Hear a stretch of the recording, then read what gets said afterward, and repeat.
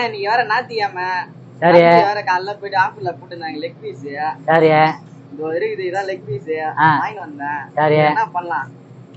இது எப்படி நேத்து வச்ச மாதிரி வச்சிருவோமா இல்ல இது கிரேவி மாதிரி வைக்கவா இல்ல கொஞ்சம் குழம்பு மாதிரி வைக்கவா? எதே வைய வீடியோ பாருங்க. சரி வீடியோ பாருங்க எல்லாம் பண்ணுங்க. இப்ப இந்த சர்ப்ரைஸ் மட்டும் பண்ண மாட்டேங்கிறீங்க, எனக்கு வாயில வர மாட்டேங்குது. எதை சமைக்கிறோம் கேளுங்க, நல்லா கேட்டுங்க. உங்களுக்கு எப்படி டேஸ்ட் இருக்கு நீங்களே சமைச்சு பார்த்துட்டு தனியா அதை வந்துட்டு அரை வேக்காடுல ஃப்ரை பண்ணி போட்டு நம்ம சிக்கன் கிரேவின்னு சொல்றாங்களே திக்கா வைக்கணும்னா அந்த மாதிரி வைக்கணும். நம்ம குழம்பு சேர்க்க போறோம் கொஞ்சம் சாப்பாட்டுக்காக வேண்டி, அதனால 4 உருளைக்கிழங்கு இது கூட சேர்த்து போட்டோம்னா நம்ம ஒரு 2 நேரத்துக்கு வச்சு சாப்பிடலாம். குழம்பு அவ்வளோ டேஸ்டா இருக்கும். இதுக்கு தக்காளி நம்ம எப்பயும் சேர்க்குற மாதிரி தான், தக்காளி பச்சை மிளகா இஞ்சி பூண்டை இடிச்சு வெங்காயம் போட்டு வணக்கிட்டு அப்படியே கொஞ்சம் சட்டி சூடாயிருச்சு, எண்ணெய் ஊற்றுறோம் பார்த்துங்க. சிக்கன் லெக் பீஸ் குழம்பு கறி மசாலா பட்டை எல்லாம் போடுறோம் பார்த்துங்க. பாருங்க கறி மசாலா பட்டை ஃப்ரை ஆயிடுச்சு. இப்போ நம்ம வெங்காயத்தை சேர்த்துறோம்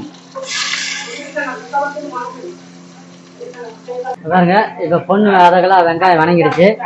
இது வந்து நீங்க செஞ்சிருக்க மாட்டீங்க, எல்லாத்தையும் வணக்கிட்டு செஞ்சிருப்பீங்க. இது வந்து புதிய டைப்பு. இப்படி செஞ்சீங்கன்னாக்கா உங்களுக்கு இன்னும் டேஸ்டா இருக்கும். ஏன்னா சிக்கன்ல உள்ள தண்ணியிலே நீங்க கிரேவி வச்சிடலாம். இதை போட்டேன், சிக்கன் லெக் பீஸை போட்டேன் பாருங்க. அடுத்து போட போறது என்னன்னா உருளைக்கிழங்கு இஞ்சி பூண்டு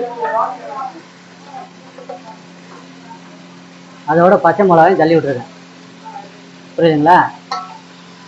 இதை இப்போ நம்ம கொஞ்சம் பொண்ணு வணங்கலாம் வணங்க விட்டோம்னா அந்த சிக்கனோட தண்ணியில் எல்லாமே ஏறிக்கா. நான் சொன்னேன்ல எங்கே பாரு சிக்கன் அப்படியே மறந்துருச்சா தண்ணி, அதனால் கம்மியாக வச்சுக்கினேன். இந்த மசாலா சேர்க்கல, இதெல்லாம் கொஞ்சம் வணங்க விட்டுட்டு மசாலா சேர்த்திங்கனாக்க உங்களுக்கு எவ்வளோ தண்ணி தேவையோ அந்த அளவுக்கு வச்சுக்கலாம். இங்கே பாரு ஏற்கனவே குளிச்சுட்டேன், குளிச்சு விட்டு மறுபடியும் வந்து சமைக்கலான்னு வந்தேன். இங்கே ஒரு குளியல் ஆச்சு. எனக்கு எப்படின்னா அவன் வீடியோ எடுக்கிறவனுக்கு எப்படி இருக்கும், வீடியோ எடுக்கிறவனுக்கு எப்படி இருக்கும் பார்த்துக்க. ஏதோ ஒரு ஷேர் பண்ணுங்க, ஒரு லைக் பண்ணுங்க.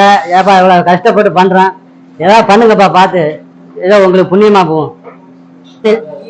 சிக்கன் கறி வச்சுக்கிட்டு இருக்கோம் லெக் பீஸ். இங்கே பாரு இன்ன வரைக்கும் தண்ணி ஊற்றல. இங்கே பாருங்க எவ்வளோ கறி தண்ணி விட்டுருக்குன்னு பாருங்க.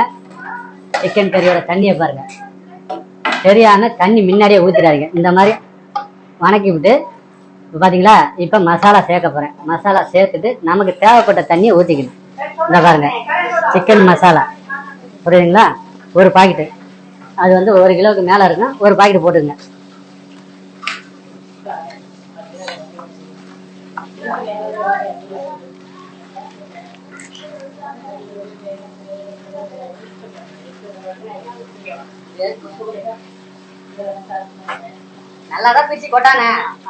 இருங்கப்பா, ஒண்ணும் இல்லப்பா. ஏப்பா அவசரப்படாதீங்க, எப்பயுமே கறி செய்யும் போது அவசரப்படாதீங்க. அவ்வளவுதான், ஒரு பாக்கெட் போதும். சும்மா அப்படியே மூடி வச்சீங்கன்னா போதும். வேணும்னா தேவைப்பட்டா கொஞ்சம் மல்லிப்பொடி போட்டுக்கங்க. ஏன்னா இது நாட்டு மல்லிப்பொடிங்கிறதுனால கொஞ்சம் போட்டுக்கிட்டோம்னாக்கா மனமா இருக்கும், வேற ஒண்ணும் இல்லை. அதுக்காக வேண்டி போடுறது. கிரேவி ரெடி ஆயிடுச்சு. இன்னும் ஒரு 10 நிமிஷத்துல chicken leg piece gravy ready.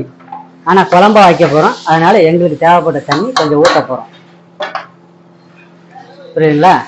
இங்க பாருங்க அவ்வளவுதான் எங்களுக்கு தேவைப்பட்ட தண்ணி. சிக்கன் லெக் பீஸ் தம்பி, சிக்கன் லெக் பீஸ் குழம்பு ரெடி. பாருங்க இன்னும் எப்படி இருக்குன்னு பாருங்க. இது மாதிரி வச்சு சாப்பிடுங்க. என்ன குழம்பு இது மாதிரி வச்சு சாப்பிட்டுட்டு எப்படி இருக்குன்னு சொல்லுங்க. அதே மாதிரியே நீங்க வேற என்ன குழம்பு வைக்கணும் கமெண்ட் பண்ணுங்க. இது எப்படி வச்சிருக்குன்னா அது மாதிரி வச்சு சாப்பிட்டுட்டு அதுக்கும் கமெண்ட் பண்ணுங்க. இந்த பெல் மட்டனை மட்டும் கொஞ்சம் தட்டி விடுங்கப்பா, ரொம்ப கஷ்டப்பட்டு